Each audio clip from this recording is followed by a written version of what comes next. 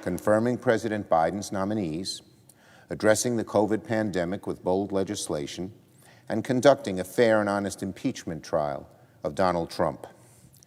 The Senate has made steady progress on all three. A little over a week ago, we concluded the second impeachment trial of Donald Trump. The House managers presented a powerful, harrowing reconstruction of the former president's role in inciting an attack against our democracy, the greatest offense ever committed by a president of the United States. Despite the final verdict of this chamber, Donald Trump deserves to be convicted, and I believe he will be convicted in the court of public opinion. History will judge Mr. Trump harshly, deservedly so, and everyone who condoned the dangerous final acts of his presidency will live with that in history as well, and live rather dishonorably. Even during the impeachment trial, the Senate advanced the ball on the two other priorities I mentioned. Our committees conducted several confirmation hearings and worked closely with their House colleagues to draft COVID relief legislation.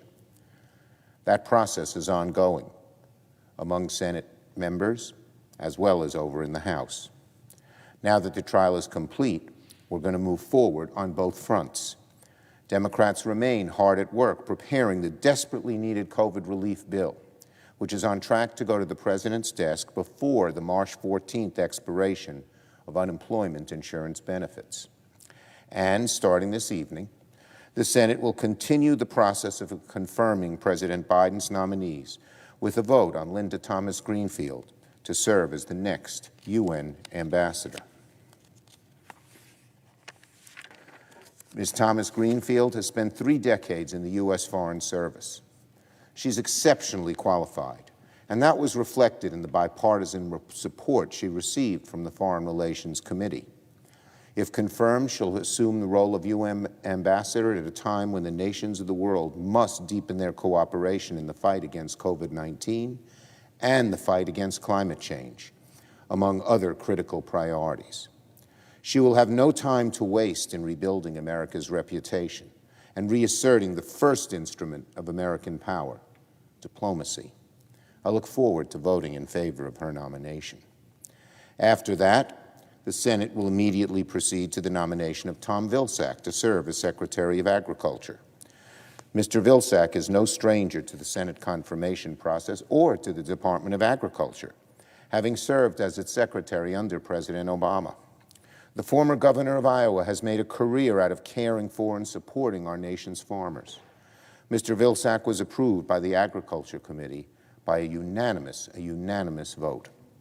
I expect he will receive the same bipartisan reception by the full Senate. For the rest of the week, we will continue to confirm members of the President's cabinet. First, Jennifer Granholm to serve as the Secretary of Energy. Second, Dr. Miguel Cardona to serve as the Secretary of Education. Both nominees have been advanced by the respective committees with bipartisan votes, a pattern this week.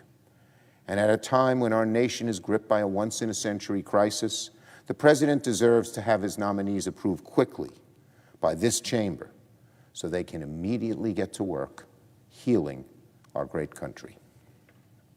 On another matter entirely, today, Madam President, the United States will surpass more than 500,000 deaths from COVID-19.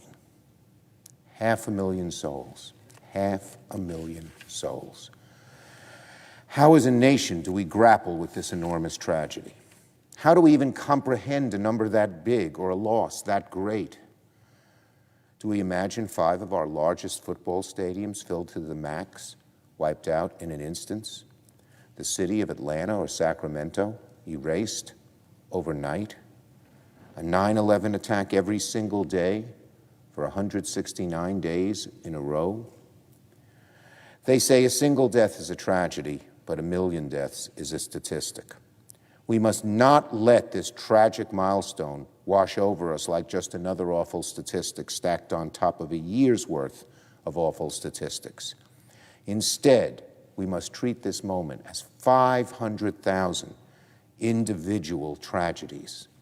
The empty chair at the dinner table, the empty half of the bed at night that people are suffering through, the unplayed pianos and uncelebrated birthdays, the funerals that were never held, the neighbors and colleagues and friends and families who died without a chance for their loved ones to hold their hands, the grandchildren wrapped in protective gear waving goodbye to grandparents across the silence of a hospital room. 500,000 American souls and counting. There is no way to properly account for the loss of so many lives in so short a time. But I would ask my fellow Americans to mark this terrible day by doing two simple things. First, keep in your hearts, the families who've lost a loved one. Reach out to that colleague or friend. Offer sympathy, support. Stop for a moment and grieve for your fellow citizens or for someone you've lost personally. We all know someone who is gone. I learned of another one yesterday. And second, let us strive to end this pandemic as swiftly as possible.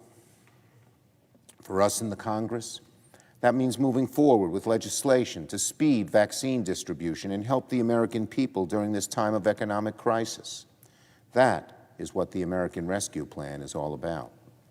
But every American can contribute by continuing to follow the guidelines and staying safe, by not losing hope or patience as we round the final corner. We will get through this. But today, let us mourn the 500,000 Americans we've lost and commit ourselves to a future when the days of these tragic milestones are finally and firmly behind us. I yield the floor.